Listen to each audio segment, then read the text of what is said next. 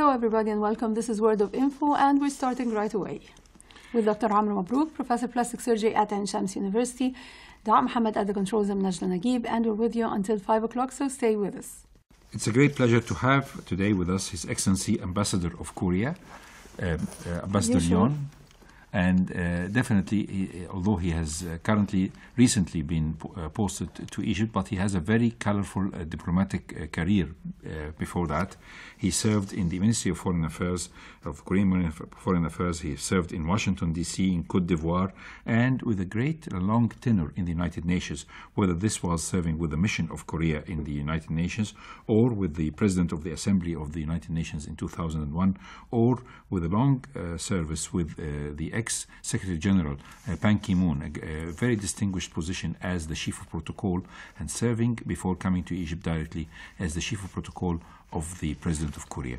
Sir, it's a great pleasure and honor to have you with us here in our program, and thank you very much for taking the time to be here in Radio Cairo. Thank you. The honor is mine. I'm very happy to be here with you. And speaking about Korea, we have a great soft spot towards Korea because Korea has seen a lot of turmoil, has seen periods of rise and periods of shall we say, conflict or disturbances, and yet was able to come out victorious, especially in the second half of the 20th century. For after the Korean War, the world has witnessed the miracle on the Han River. So Korea has gradually changed into one of the, not only of the tigers of Asia, but a superpower in economy. So how was that possible? How can the miracle on Han River be formed in such a very short period after the end of the Korean War? Well, thank you for those compliments about what was achieved by Korean people and government. The expression of the miracle on the Han River, I think, was a copy from the miracle on the Rhine, which the German people achieved after the devastating damage of the Second World War. And also, we went through a fratricidal war with North Korea, brothers, fighting brothers. And the impact was so destructive. But in the early 60s, the per capita income of Korea was less than $100. And then there was even a study by World Bank that this country has no hope for development. But somehow we managed to adopt a new strategy of economic development. And then in the year 1977, we passed through the mark. I mean, Koreans or Asians in general tend to talk about numbers. So in the year 1977, we passed the mark of $1,000 per capita income. And then in the year 2000, we passed the mark of $10,000 per capita. So now with this year, we are expecting to pass the mark of $30,000 US dollars per person. But I don't know. There must be many different factors that helped our development and growth. But we can name a few. Firstly, the government employed a 5-year economic plan at that time from the 60s. And then it went on to become economic and social development plan. And with that plan, the government tried to restructure the economy so that we can have a more export-oriented industry. And then that strategy paid off. And then we became, I think, one of the biggest exporters in the world. I think now we are 6th biggest exporter in trade. And that kind of very strategic planning by the government was one of the main factors. And also, everybody's talking about education in Korea. Actually, Korean parents are always complaining about the educational system in Korea. I think that has two things. One is that there's something wrong with the Korean education, but that also shows the high level of attention by Korean parents to the issue of education. This goes back, I believe, from the medieval periods, because in the medieval period, the Koreans were able to introduce a system of education that was very much easy to comprehend by the laymen and by the people of Korea, that they were able to understand and to write in a very what we can say ignorant period of history. So we can find that most of the Koreans were illiterate, and then the literacy was completely controlled, and people became very well oriented with education and reading. Right. I think you are talking about the invention of Korean alphabet called Hangul. Yes. Hangul is a very easy system by which so many Koreans were able to educate themselves. But that came a little late. I mean, later than other countries, because in the old days, Korean people used Chinese characters to describe their sounds, even though the language itself is totally different from Chinese language. Yes. But in the year 1443, 15th century, yes, we had a king called Sejong the Great. And he assembled a group of distinguished scholars and studied how to represent the sounds used in the Korean language. And then he came up with the set of 26 vowels and consonants. And then some of them were dropped out throughout the usage. But we say that this alphabet system is one of the most innovative and scientific one. That's the Korean, what Korean people say. So I believe something like this really helped the education all through the past 6 centuries, and then when the great advance and the high tech came in, it was finding a very highly educated people ready to comprehend everything that is new and modern. Don't you think so, sir? I think so. I think so. The very convenient feature of Korean alphabet contributed a lot about the easy education and our development in economy or even technology.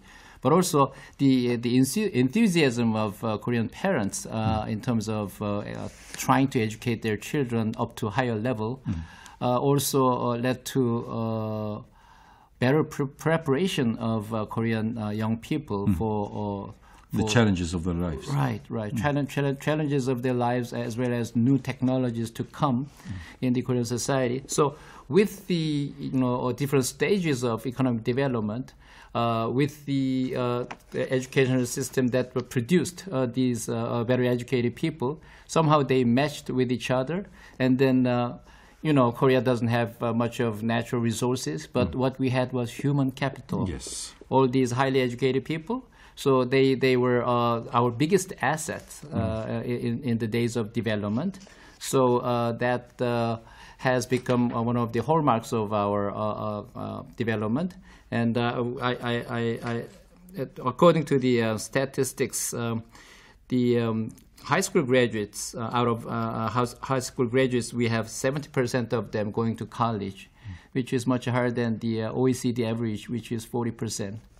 But these days, we also face a little bit of challenge with that because of the demographic decline, or the too many universities and colleges are not filled yet because the number of young people. We can send you some. Yeah, we are ready to have you. So the second factor I would say is the human capital, and the third one I think is more important when you try to jump from middle level economy to higher stage of economy, which is democracy, because. We all remember Korea as a little bit authoritarian. Yes, there was a military system from after the Korean War, maybe up till the end of the 70s. Right. Which was also the start of the great progress, because in the 77 this was the mark of reaching $1,000 per capita, and this was still on the peak of military junta rule, right? It was. Still, I think the Korean people were working so hard to first achieve their economic independence, to take care of their children, to a better future. And then in the early 90s, our democracy bloomed to the full. And that kind of democratic system and the free society enabled Korean people to think more creatively and innovatively. So in the age of computers and now internet, I think Koreans are shining more with their technological advance in the ICT, so-called information and communication technology. And if I may add one more factor, that would be Korea-U.S. alliance, because with the American friends helping us in defending our country, we were able to divert our attention and resources to our own development much more. Yes, so that also helped a lot. Definitely, because if not for the presence of this military strength on your side, it would have been everyone in Korea would have been subjected to military draft and concentrating only on the military business. Yeah, right? the draft still exists, yes, but the distribution of resources would have been also different. So this will take us to another important question, but I think we'll take this question after the break. Yes, back again, word of info, and you can call us at 257-89407 with His Excellency Ambassador Yoo Chul-yun, the Ambassador of the Republic of Korea in Egypt. So back again, word of info with His Excellency Ambassador Yoo Chul-yun, Ambassador of the Republic of Korea in Egypt, and Dr. Amre Mabrouk, Professor of Plastic Surgery at Ain-Shams University. Well, the country is the home of the UN Green Climate Fund and the leader in the low-carbon Green Cross. How is that possible, and how can Korea help in developing countries in this field? Because we know we have been harsh to our planet. Not only primitive societies, but even industrial societies were very harsh. And Korea is a rising, strong industrial country and has concentrated very much on industry and exporting business, and yet was able to solve this difficult equation. How come you are an industrial country with all the waste products that can be produced from different industries, and yet you are one of the most green countries in the world? How is that possible? I'm not sure whether we have already resolved the problem, but yes, we are trying. And because we were very much conscious of our energy dependence on carbon-originated sources like oil and coal, and the consequence of using those resources on the society in general, I think with the advent of climate change discussion, Korea realized that this is the front that we can make some contribution. And the Korean leadership was trying to be the standard bearer of this concept of green growth, growth with the least environmental damage. So we have been one of the leaders in green economy or green growth. And then we also created an institute called the GGGI, Global Green Growth Institute, which studies related policies on green growth or climate-friendly policies. And then we also hosted the Global Climate Fund, GCF, in Korea, which is rather focused on finding the sources of fund that can be applied to developing climate-friendly system or structure in particularly developing countries. So with these two institutions, I think Korea can contribute to reducing greenhouse gases around the world.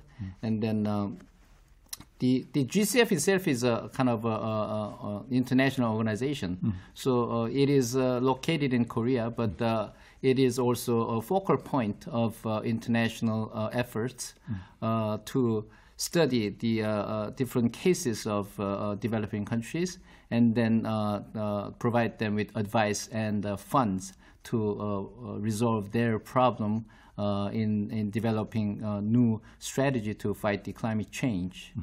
So I think we will continue to help the developing countries on their strategy and funding, but also at the same time, we ourselves will reform and restructure our energy sector.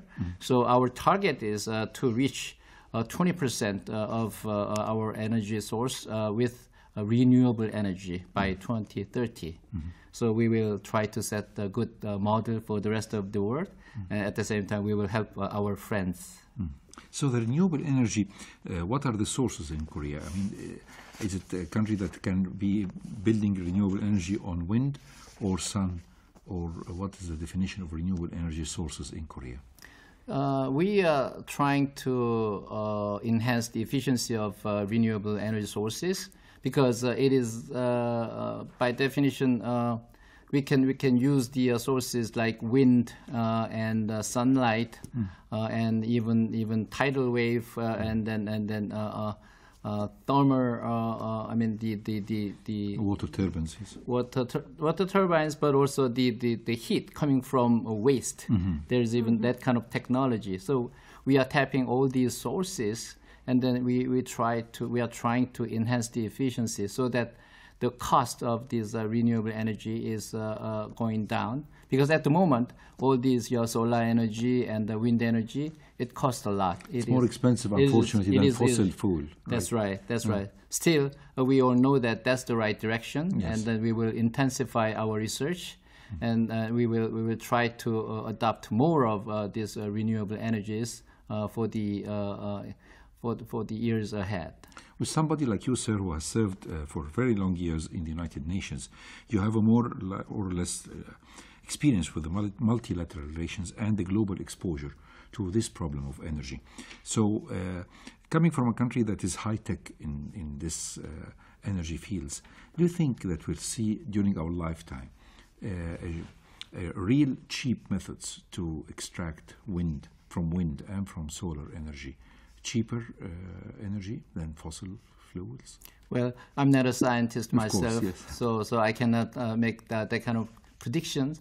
But sometimes humankind have witnessed many instances of quantum leap when the humankind made such a dramatic, advances beyond our imagination. Yes. So it may happen or it may not. But let's hope that our concerted effort will produce that kind of outstanding results in the near future. Yes, I think this goes with the fact that, for example, in 1903, this was the first flight of Wright brothers, and this was just a few seconds, and less than 70 years after, the man was landing on the moon. So this is a good step. I mean, Wilbur and Oakville, Wright brothers. Yes, the Wright brothers. And suddenly we find somebody on the moon in 1969. So let's hope that in shorter period we have a giant we may have another great leap. Not the Chinese kind, but well, of course, yes, that's a very good motto.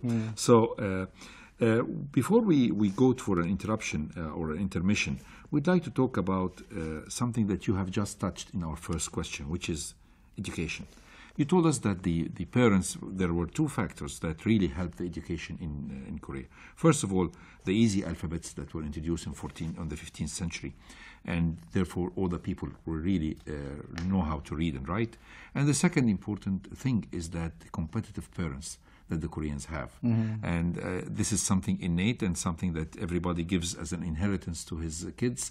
You have to concentrate on education for your kids, and kids aren't they suffering from this parental control in education, or you will have found more easier way to give the children more incentives to study and to gain more? Is it competitive, or the type of competition that can be harsh on the children and the students, or it's more in agreeable situations? You mean these days in Korea? Yes. I think it has gotten better, and there are many different ideas of promoting education among children. But still, Korea has the long tradition of competitive examination system. One can say it's an old-fashioned one, but if there is a social consensus, which means that the social mobility and proving oneself how worthy you are is done through objective system of examination, there is a much larger social acceptance. So somehow in Korea there was there came a belief that once you have you have proven yourself with good grades, your future is brighter because there were the employment at the government and other companies were all done through examination, which is somehow objective, and with that criteria, many people could agree on that employment criteria. Because if it is left to subjective assessment of the applicants, there could have been many foul plays and complaints and irregularities. But because of this, now we can use the word meritocracy. One is hired and promoted with his or her own ability, which is proven by tests or other objective means. That has become a very healthy way of advancing oneself in a society. So meritocracy and social mobility was closely linked with the examination system. And then that also pushed the Korean parents to give better education to their parents. So that was a kind of a virtuous circle, I should say. But the pressure and the competition sometimes was so hard. There have been some side effects, if you will, over the younger generation. But I hope that and I believe that there are many reforms of education that we've been through, so that the education of young students is now moving from just a simple memorization to more creative thinking and discussion. So I think that we are making efforts in the right direction, but we also are aware that there is a long way to go. So Koreans will continue to be competitive, but then they will also be aware of many other factors that they have to think about. Of course, and this makes us agree about something that if you are properly educated, then the sky is the limit for your ambitions and the fulfillment of these ambitions in Korea, right, sir? Yeah, that's the way. That's the way everybody understood the system, and that gave fair chances to everybody. That's why the only issue was how hard you work and how hard you study yourself. Exactly. I think we can have a break after this. And again, this is Word of Info, and you can call us at 257-89-9407 with His Excellency Ambassador Yu Shul-yun of South Korea and Egypt. So back again, Word of Info with His Excellency Ambassador Yu Shul-yun, Ambassador of the Republic of Korea in Egypt. So talking about Korea really definitely is attracting the idea of healthcare. Once I was having a discussion with the Japanese ambassador in Cairo, and he was telling me that after the harsh war of World War II and the severe destruction of Japan, they invested all the money that they got in two things: education and healthcare. And I believe then, once we talked about the first arm of a real good citizen, which is education, we have to talk about health, because the Republic of Korea ranks high in the healthcare scale of the world. How was that possible? Actually, when I was in Korea, I was not aware of how good it was, the Korean healthcare system. But once I was abroad, I was able to make comparisons with the system we find in other countries. And I realized that the Korean healthcare system is providing relatively cheap, but also very wide coverage. So if we go back to the history, we introduced very recently the concept of health insurance for the Korean people, like in 1977. But that was limited to the companies with employees of 500 people or more. But then with that experiment and experience, we widened, we expanded the coverage to the whole people in 1989. So that's when we started our universal coverage. And then we kind of tried to save the expense, but also to widen the coverage. So I think many Korean people are now very happy about the coverage because they pay so little. And I guess there are many doctors actually in Korea who are complaining about the system. But most of the Korean people are beneficiaries of the system, and they pay very little, and they get so much, service. And I heard that there was some internet website that compared the health service systems between the countries, and then there was one website called Numbeo that ranked Korea as the top in their assessment of national healthcare system by country in 2017. And the news agency Bloomberg, it also ranked Korea as number 4 in terms of efficiency index they collected from all the other countries.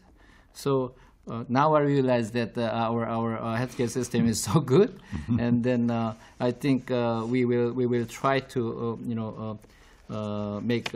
improve our healthcare system so that Korean people can enjoy better health, and then they can also lengthen their life expectancy. And also we are told that because of this kind of system, the HIV/AIDS infection ratio in Korea is 0.1%, which is lowest in the world. So our experience, I think it was also part of our national economic and social plan that I mentioned, but somehow it paid off, just like the Japanese experience. Education and health care is the priority area for your development. So we reach the other conclusion, which is really actually goes hand in hand with education and health, right? Because this is that the Republic of Korea is ranking as the first in the world as the most innovative country. So we have highly educated people, and they are healthy, thank God.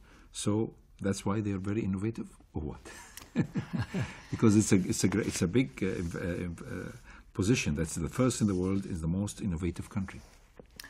I cannot trace their tendency to be innovative from any particular tradition or factor, but what the statistics show is that Koreans, through their economic development period, invested a lot in R&D.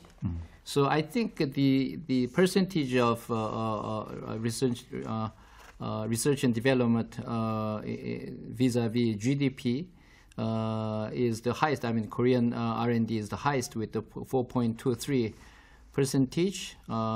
So it's highest in the world, and the absolute amount also is sixth in the world. So somehow we realized that maybe because we were a latecomer in the area of science and basic science or applied science, and then we felt the urge or need to invest more in the research and development to acquire knowledge ourselves, and then to be able to utilize them and apply them to our practical production or invention. So that kind of effort for R&D turned out to be the basis for our innovative character, which also was a surprise for me. But as you mentioned, many statistics showed Korea as the one with the highest innovative index. So I hope we will also widen our perspective and let the young generation see more about what's going on in the world, and their innovative mind should be applied to a wider purpose. So I think this will lead us to our final intermission. After that, we'll talk about Egyptian-Korean relations. Yes, back again, word of info, and you can call us at 2578-9407. Yes, back again, word of info with His Excellency Ambassador Yu Shul-yun, Ambassador of the Republic of Korea in Egypt, and Dr. Amre Mabrouk, Professor of Plastic Surgery at Ain-Shams University. Egyptian-Korean relations are strong, friendly relations that date back to a long time. Please just tell us about the past, present, and future, which I'm sure that you're going to take a very big part in it. Oh, yes, I will do my best. In the past, even though we Koreans know a lot about Egypt, particularly about its glorious civilization and history, pyramids and sphinx that comes into our mind. But somehow the official diplomatic relations was established a little lately. In the late 90s, I believe. In 1995. Yes. I even remember the date. It was 13th of April. But I know that also, but there was always a Korean consulate here in Egypt, which was a strong one, maintaining strong economic ties before that, right? Right.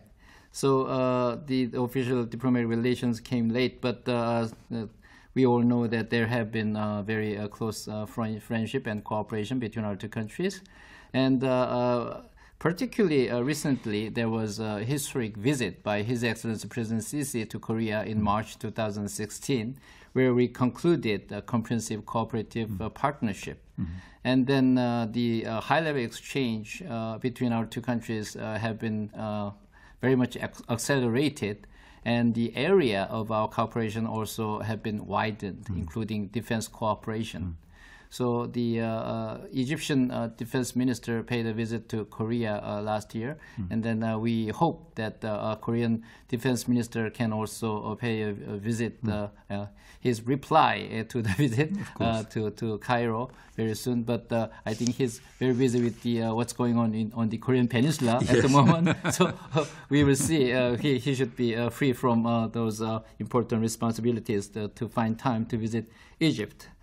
So that kind of cooperation is going on, and also I noticed that there have been many reform measures taken by the government under the leadership of President Sisi, and the reform measures I think are very important to make the Egyptian economy much more healthier. And then also the environment in Egypt much more hospitable and favorable to foreign investors, including Korea.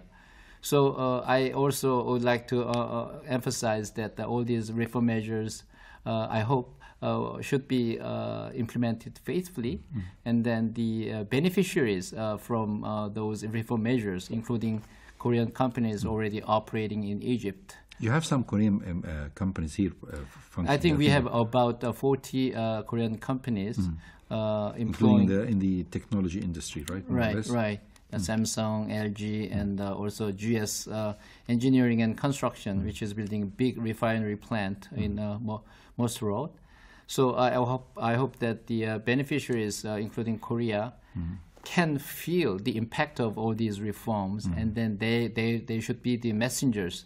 They will be the agents of promoting this good news to other investors, so that more investors from Korea and from other countries can come to Egypt and make more contribution to the Egyptian economy. And you'll also, I heard that you're going to take also part in the different projects of advancing that, especially in the Suez Canal region. You plan to take any part of it in the Suez Canal projects in Sinai and things like that are prospects of the future, or do you think there will be more prospects? We have been informed about the special economic zone, Suez special zone, and the ambition of the Egyptian government, and we are also willing to make our own share of contribution to that. But what is important, as I said, is the people operating on the ground, and that those projects should make economic sense or business sense to them, because it's their money, and it's their decision whether earn more money or lose it. Yes. So if they really feel that the conditions are right, I think there will be many Korean companies and investors to come to that special zone. But as an ambassador, I will be the messenger of this information to Korean business community, and then I will try to create as many opportunities as possible for them to come and see what it's like in Egypt. And before we leave, I mean, there is something that you have just mentioned as we were going through the interview, which is about education. We know now that education is one of the biggest pillars of the Korean economy. It is the product of the raw material for the economy. So how can Egyptian-Korean cooperation goes in the place of education? can we have more scholarships that can presented from the Korean government or from the Korean universities? Can there be more R&D research, joint research can be made with Korea, taking the chance of communication and connections? I know, of course, a lot of my colleagues, medical colleagues, go there to attend a lot of conferences and meetings, which are always very fruitful. How can we add more to this? I think there are many avenues and many sources for that kind of cooperation. And I think the Korean International Cooperation Agency has been providing many various kinds of scholarship and training courses by which we can invite Egyptian students or Egyptian officials for certain kind of training. And also we are trying to help the Egyptian educational system. And one of them is our plan to open a technical college in Asiut with Korean assistance, so that we can also produce skilled labor from Egyptian young people. And also there is a program of hiring them at the Korean companies after they are well trained. So this kind of again virtual circle we can create, so that the educational cooperation also leads to our industrial cooperation, and also we can invite many experts from your side, as you said, to conduct some joint research and joint studies. So I think the horizon is wide open there. And the sky's the limit, right? Sky's the limit, yes. And I think that also can benefit from cooperation in the business area, because when business people make enough money and when they're happy, they also think about what is called corporate social responsibility, yes. Through which they make their contribution to society. So in a way, if they make their business and make their money from Egyptian society, I think they will be also ready to return in various forms of their benefits back to the society. Sir, really, you've been very much informative. We want to stay more. I know how tight schedule you have, but definitely we have benefited very much for this interview, and we hope that you would come again in a shorter period of time, telling us about further cooperative projects that have been made between Egypt and Korea. And thank you very much for giving us this insight about Korea. Wishing you all the best of luck in your service here in the Korean Embassy in Cairo. Thank you very much for having me, and I will do my best to improve, to make the relationship between our two peoples closer and closer. And we are already friends, but we will be true friends. Definitely, sir. Thank you. And by this we come to the end of Word of Info with His Excellency Ambassador Yu Shun-yun, Ambassador of the Republic of Korea in Egypt, Dr. Amre Mabrouk, Professor of Plastic Surgery at Ain-Shams University. Ayman Mohsen was at the controls. I'm Nagla Naguib. See you next Thursday, same time, same station, FM 95.4.